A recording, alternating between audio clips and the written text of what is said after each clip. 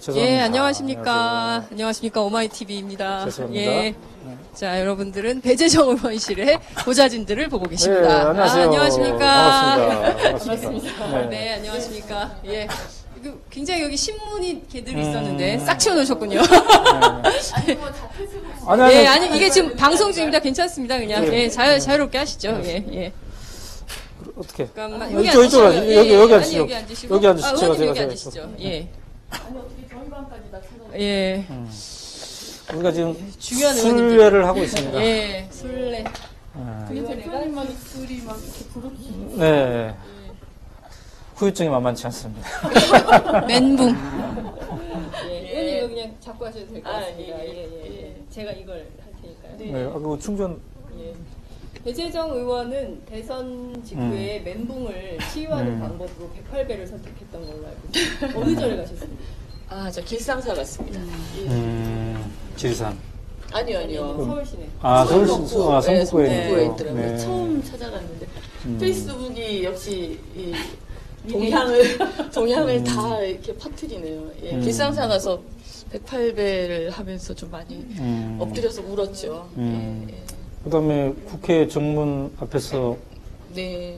그때는 1000배 했었어요. 1000배를 하고 그랬는데 그때 이제 대선 패배 후 며칠 지나지 않아서 그랬던 걸로 기억하는데 네.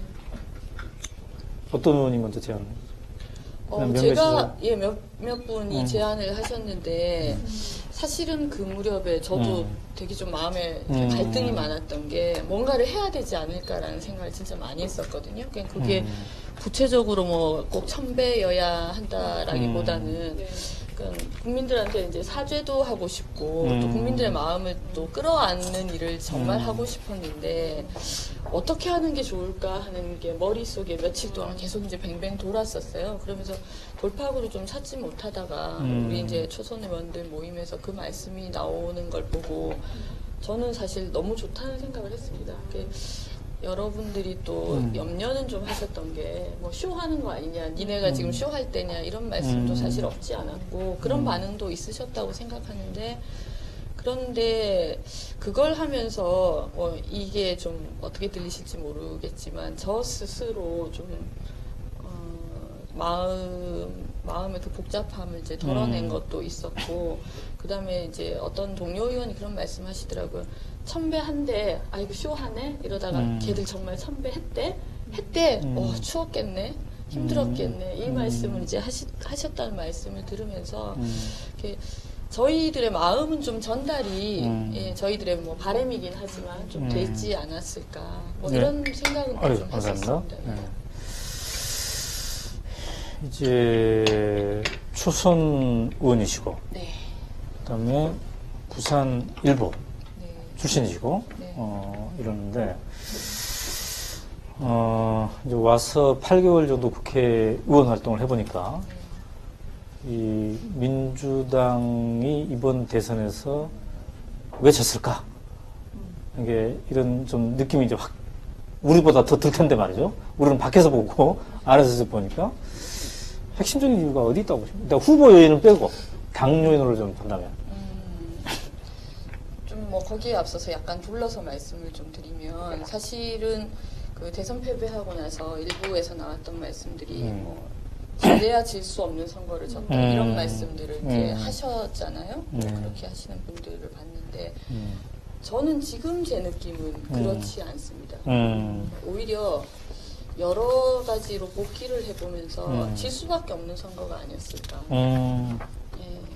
너무 준비가 되지 않았었다. 그러니까 정권 교체라는 저 스스로도 그랬어요. 정권 교체라는 시대적인 사명을 우리는 띠고 있기 때문에 이럴 수밖에 없다라는 생각을 당시에는 저도 했었는데 그런데 이제 여러 가지 민주당의 복잡한 사정이나 혹은 이제 조직의 문제나 준비의 정도나 이런 것들을 볼 때는 이거는 뭐 질래야 질 수 없는 선거가 아니었고 지는 게 어쩌면 필연일 수밖에 없는 선거가 아니었을까 이런 생각을 좀 스스로 했고요. 그 며칠 전에 대선 평가 토론에 뭐 언론에서도 많은 관심들을 가지셨는데 그때 사회자분이 그 말씀을 하시더라고요. 그러니까 이길 수 없는 선거로 시작해서 이길 뻔하다가 결국은 진 선거가 아니냐라는 말씀을 하셨는데 그때 저를 포함해서 많은 분들이 좀 동의를 좀 하셨었어요. 그러니까 처음 구도라든가 이런 지점에서는 좀 이기기가 사실 쉽지 않았는데 중간에 하면서 저 스스로도 그렇고 이길 수 있겠다 뭐 이런 이제 확신을 좀 가졌다가 결국은 이제 실패해서 말씀하신 외국을 내지는 그런 상황이 아니었을까라는 생각을 좀 합니다. 네. 자, 너무 준비가 안 돼 있었다 그러는데 그 핵심이 뭘까요? 어떤 준비가 안 돼 있어요?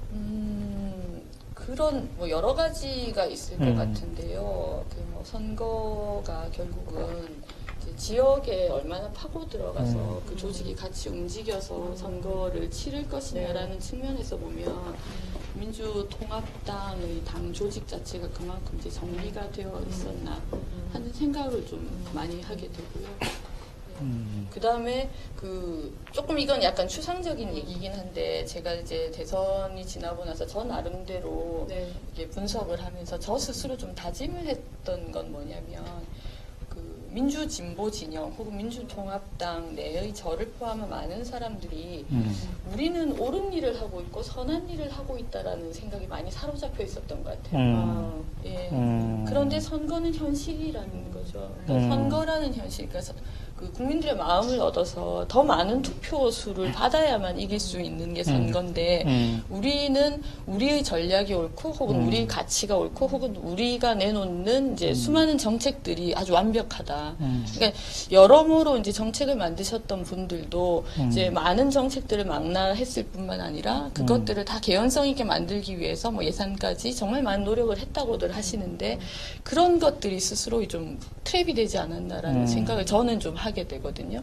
그러면서 제가 좀 가진 생각은 사실 제가 뭐 아시다시피 비례대표이기 때문에 그 뭐 지역구가 있는 것도 아니고 어떻게 이제 현장과 만날 것인가 하는 거는 저 스스로 이제 좀 고민 중에 하나긴 한데 민주당이 정말 다음 대선에서 이기기 위해서는 지금처럼 우리는 옳고 당신들은 따라오시오라고 해서는 절대로 안 될 거라는 생각을 정말 하게 되고 국민들 옆에 앉아서 국민들 손을 붙잡으면서 국민들이 이해하시고 네. 받아들일 수 있는 정책들을 내세울 수 있어야 하지 않을까. 저는 좀 그걸 좀 저 스스로는 깊게 좀 생각을 좀 했습니다. 예. 정당 조직이 문제다 이렇게 얘기를 하셨는데요. 민주당 조직이 정비가 전혀 선거 형태로 정비가 안 돼 있었다라는 징후는 어떤 것들이었어요? 구체적으로?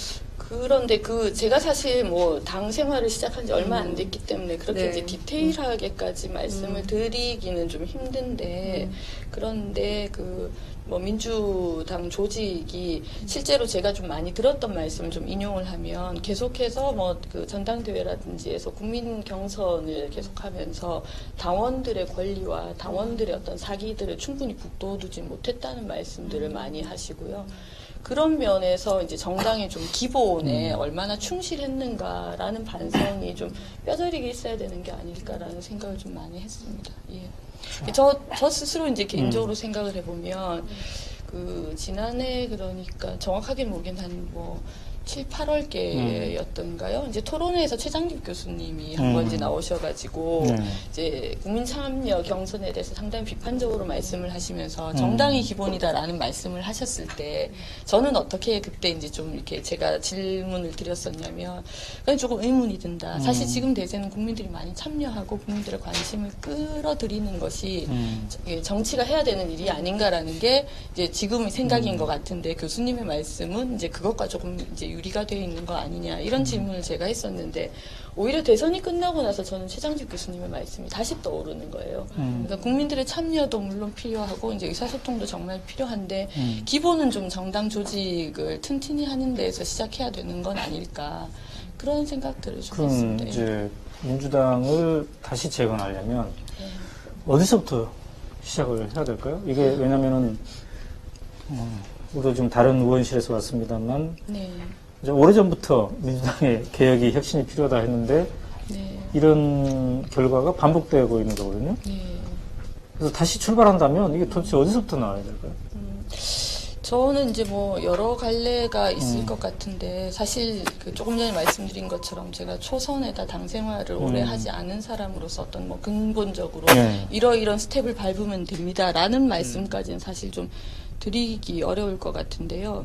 전 그 생각을 좀 했습니다. 그러니까 당이 결국은 정권 교체를 하고 정권을 창출해야 되는 게 이제 정당의 목적이라면 지금부터 5년 뒤 대선을 준비하는 체제로 가는 게 가장 좀 적합한 것 같다. 미리미리 준비해요. 예. 그러기 위해서는 그게 이제 후보자도 중요하지만 정당이 얼마나 준비되어 있는가가 좀 중요한 것 같거든요. 그런데 이제 많은 분들이 그 말씀을 하세요. 예를 들어서 민주정책연구원에 대해서 새누리여의도 연구소에 비해서 뭐 정책 역량이 많이 부족하다 이런 말씀들을 많이 하는데 그럼에도 불구하고 예산 투입이라든가 이런 건 여전히 안 되고 있다고 저는 알고 있거든요. 그러니까 상대적으로 이제 그런 거 민주정책연구원만이 뭐 정답이라는 얘기는 아니지만 데이터들을 많이 축적해가면서 다음 대선을 준비해야 된다는 생각이 좀 드는 게 좀 대표적으로 예를 들어서 이번 선거 같은 경우 뭐 50대의 표심에 대한 논란들이 참 많이 있는데 이제 그 토론회에서도 여러 얘기들이 이제 나오시더라고요. 뭐 이념에 의한 것이었는지 아니면 생활에 대한 불안에 의한 것이었는지 혹은 진보라고 하는 사람들이 꼴보기 싫어서 뭐였는지 이런 이야기들이 참 다양하게 있는데 그러면 우리가 사실 해야 되는 건 전 진짜 제대로 된 FGI도 필요하다는 생각이 들거든요. 제대로 만나서 그분들의 생각을 직접 들으면서 그럼 이분들이 우리가 머릿속에서 50대는 이러할 것이다가 아니라 이분들의 생각을 정말 우리가 그대로 흡수하면서 그걸 데이터로 축적하는 그런 작업이 좀 필요하다는 생각이 들고 그리고 초선으로서는 좀 많이 답답했던 게 비대위원장이 이제 오늘 정해진 거지 않습니까? 근데 제가 생각해서는 사실 지난 연말에 정해지는 게 맞았다고 생각을 했었거든요. 예. 그런데 뭐 상황은 그렇게 된 것이고 그럼 지금부터 이제 비대위가 그 작업을 얼마나 이제 초석을 좀 잘 되게 쌓아가면서 하는가가 좀 중요하다는 생각을 또 하게 됩니다. 예. 그렇군요. 자, 근데 이제 이번 그 대선 전에서는 맡은 역할이 어떤 역할이시죠? 아, 저는 수행위 팀에서 그러시죠? 예, 그 문 후보 사모님을 수행했었어요. 맞아요. 예. 근데 이제 우리가 민주당에 대한 이런 한계도 얘기를 해야 되겠지만 왜 졌을까? 이게 이제 솔직하게 이제 얘기하는 자리니까 오늘은 어떤 후보의 한계, 문재인 후보의 한계 이것도 이제 함께 생각을 해봐야 될 것 같은데 솔직하게 얘기할 수 있는 한도 내에서 얘기를 좀 솔직 토크죠. 해주셨으면 좋겠어요. 네. 우선 먼저 제가 솔직하게 얘기할까요? 네. 예, 먼저 그럼 패를 좀 보여주시죠. 예. 현장에서 유세를 들었을 때 이게 노무현 후보와 이게 차이점이 내 가슴이 덜 뛰어요. 뛴 것이 이게 확산되는 게 또 한계가 있어요. 그런데 그런 걸 다 떠나서 가장 큰 문제점은 준비가 덜 됐다 이거죠. 이 준비는 여러 가지 준비가 있겠지만은 일단 기간으로 봤을 때 준비가 안 돼 있었어요. 제가 드리고 싶었던 말씀을 먼저 하시네요. 네, 예. 그러니까 정치인으로 변신한 게 1년밖에 안 됐잖아요. 근데 박근혜는 10년간 준비했잖아요. 네. 그러니까 여기에서 기본적인 그 차이가 나는 것 같고요. 그 다음에 거기에 이제 권력 의지가 또, 사람들에게 이렇게 전파돼야 될 텐데, 그런데도 한계가 있었던 것 같아요. 그러니까 권력 의지가 약하다 보니까 이게 좋은 후보이기는 한데, 당을 장악하고 일사불란하게 진짜 얘기해야 되기 때문에 내가 진짜 욕을 먹더라도 이걸 해야 되는데 후보가 덜 욕을 얻어먹은 후보지 않았을까. 그러니까 좋은 후보. 욕도 먹은 후보여야 되는데 그러지 않았을까 하는 생각이 드는데 그냥 멀리서 볼 때 가까이서 봤으니까 어때요? 그 동의를 일단 하고요. 그러니까 준비 기간이 너무 짧으셨던 것 같아요. 그리고 이제 준비 기간이 뭐 1년이라는 건 총선까지 포함해서 이제 말씀을 하시는 건데 사실은 총선 이후에는 경선 과정에 또 너무 그렇죠. 많은 소모를 하셨고요. 그리고 대선이 되고 나선 또 단일화 과정에서 정말 많은 이제 소모가 있었던 것 같고 그런 측면에서 국민들이 문재인 후보에 대해서 정말 잘 알고 받아들이는 시간이 부족했다는 생각을 저 스스로 좀 많이 하고 그 다음에 이건 또 조금 다른 측면인데 제가 사모님을 옆에서 이제 모셔보면서 참 두 분이 정말 성향이 많이 다르시다는 걸 많이 깨달았는데, 사모님은 정말 감성적이신 분이신데, 후보님은 뭐 사실 제가 문 후보님에 대해서 디테일하게까지 알지는 못하거든요. 네. 예, 저도 뭐 인연이 그 총선 네. 저기 과정에서 제가 뵙게 됐기 때문에 디테일하게 아는 것도 아니고, 또 사모님을 수행해서 옆에서 계속 이제 따라다녔던 거는 아니니까, 이제 안다고 하면 좀 어폐가 있고요. 그냥 제가 옆에서 뵙기에는 정말 이성적인 분이신 거예요. 그런데 이제 국민들은 아마 이렇게 후보에게서 이성과 함께 감성도 좀 많이 보시고 싶어 하시지 않았을까. 그게 연설에서의 어떤 열정의 모습일 수도 있을 것 같고, 이제 그런 부분들일 수도 있을 것 같은데, 그러면서 이제 후보님이 아마 제가 조금 전에 말씀드린 거랑 같이 연결해서 좀 생각을 한다면, 정말 이성적이시다 보니까 국민들의 마음을 사로잡기보다는 당신 스스로 논리가 이해가 되어야지 한 발을 나가시는 것 같더라고요.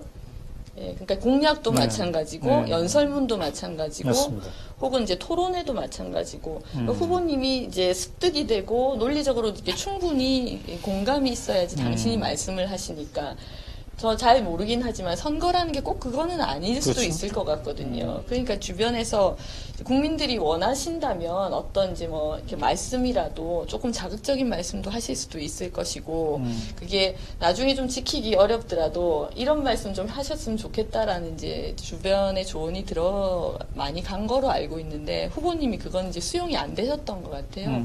그런 면들이 국민들과 좀 감성으로 만날 수 있는 데서는 조금 이제 어렵지 않았을까라는 생각을 저는 좀 합니다. 예. 자, 지금 이제 대선 평가를 제대로 해야지 또 새 출발할 텐데, 어쨌든 당 차원에서는 지금 아직 시작을 못 하고 있어요. 이제 조직을 꾸리고 있다고 그러는데, 그래서 오마이TV가 오늘 의원실을 돌면서 결심했습니다. 몇 군데 혹시 지금 돌고 오시나요? 5번째인가? 5번째죠. 고생이 그래서 많으십니다. 예. 127명의 의원 개개인에게, 개개인이, 그럼 당 차원에서 안 되면 개개인이 평가를 하면 어떠냐. 우선 발제 차원 비슷하게. 그래서 내가 봤을 때는 나는 이렇게 뛰었고, 또 뭐가 부족해. 아까 말씀하신 솔직한 얘기들. 그러니까 독자들, 우리 유권자들은 그런 걸 궁금해하는 것 같아요. 그래서 도대체가 4.11 총선 졌는데 민주당에서 평가서가 공식적으로 안 나와. 이게 말이 되냐 이거죠. 근데 이번에도 자칫 잘못하면 그렇게 갈 수 있는데, 그렇게 가면 안 되죠. 그러니까 의원 개개인이 먼저 발제 차원에서 나는 이렇게 뛰었다. 그리고 나의 한계는 무엇이었고, 앞으로 그럼 교훈은 뭐다. 이런 거를 해서 남기자. 뭐 좋을 것 같습니다. 오마이뉴스도 예. 그걸 보도해주고, 그거를. 네. 그래서 전체를 다 받으시겠다는 지금. 아니, 권유하는 거죠. 예. 그래서 배재정 의원님도 함께 해주시면 예, 저는 뭐 기꺼이 할 생각이 있습니다. 예. 1월 중에는 되겠죠. 예. 아니, 뭐 몇 장짜리 리포트를 내야 되는 아니, 건가요? 뭐 A4 한 장 내도 되고, 자기 마음이죠, 뭐, 그거. 뭐. 아니, 사실은 저는 제가 블로그에 어. 제가 나름대로 정리한 부분은 좀 이렇게 미리 적었습니다. 예, 물론 뭐 디테일하게 패배 원인은 뭐고 나는 뭐랬고 이런 스타일로 쓰지는 않았지만 제가 이번 대선을 이렇게 끝내고 나서 사실은 여러 가지 경로로 저는 이제 뭐 소위 멘붕 탈출을 하는데 좀 여러 가지 동인들이 있었던 것 같은데, 아까 말씀드린 대로 108배도 있고 1000배도 있고, 그 다음에 제가 레미저러블도 그렇고 사실은 아무르도 봤습니다. 그런 것들을 같이 보면서 사실 좀 이제 많이 통합이 된 것 같아요. 그러니까 그러면서 나왔던 이제 결론 중에 하나가 제가 아까 말씀드린 레미제라블 보면서 네. 기억에 남는 가사가 있다면? 뭐 가사까지는 그렇고요. 예, 저는 레미제라블을 보고 나서 제 블로그에 쓴 글인데 좀 그 생각을 진짜 했습니다. 이렇게 어쩌면 이제 우리가 이상으로 삼는 뭐 그게 민주화가 됐든 혁명이 됐든 이런 것들이 어려운 일일 수 있는데 특히 저 같은 경우에는 그걸 위해서 한 일이 너무 없는 사람이 너무 빨리 포기하고 혹은 좌절해서는 안 된다. 그렇죠. 예, 그러니까 더 길게 보고 내가 좀 더 노력을 한 다음에 뭐 포기를 하든 좌절을 하든 그건 그 뒤에 해야 되는 게 아닌가라는 좀 개인적인 좀 작은 깨달음을 하나 가졌었거든요. 네, 그걸 좀 많이 생각합니다. 좋습니다. 저는 레미제라블 저도 봤는데 네. 그 중에 그런 가사가 있어요. 대산지, 가산지. 내일이면 알게 되리. 주님의 뜻이 어디 있는지. 네네네. 이 박근혜 대통령 시대를 만든 주님의 뜻이 어디에 있는지 우리가 이 박근혜 대통령 시대를 이제 지내보면 알게 될 터인데 마지막 대사는 내일은 온다. 그러니까 그렇죠. 예. 새로 우리가 만들어보죠. 네, 네. 앞으로 이렇게 힐링도 관심이 많으시고 또 초선의원이니까 창의적인 얘기 많을 테니까 우리 독자들이랑 함께 네. 불현듯 생각난 게 제일 좋은 생각이거든요. 그러면 우리 장윤성 기자한테 연락해가지고 막 번개도 하고 예, 좋습니다. 레미제라블 예. 다시 볼 사람 이렇게 모아가지고 사실은 저는 레미제라블 다시 볼 거예요. 그럼 우리 한번 저는 이미 3번 봤지만 더 보고 싶어요. 세 번이나 그래서 보셨군요.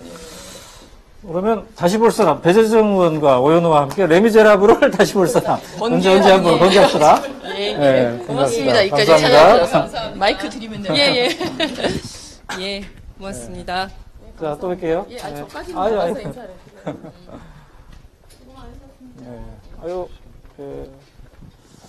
이게 역시 구간이라서 우리가 신관 구간 왔다 갔다 하고 있는데 네. 확실히 대비가 돼요.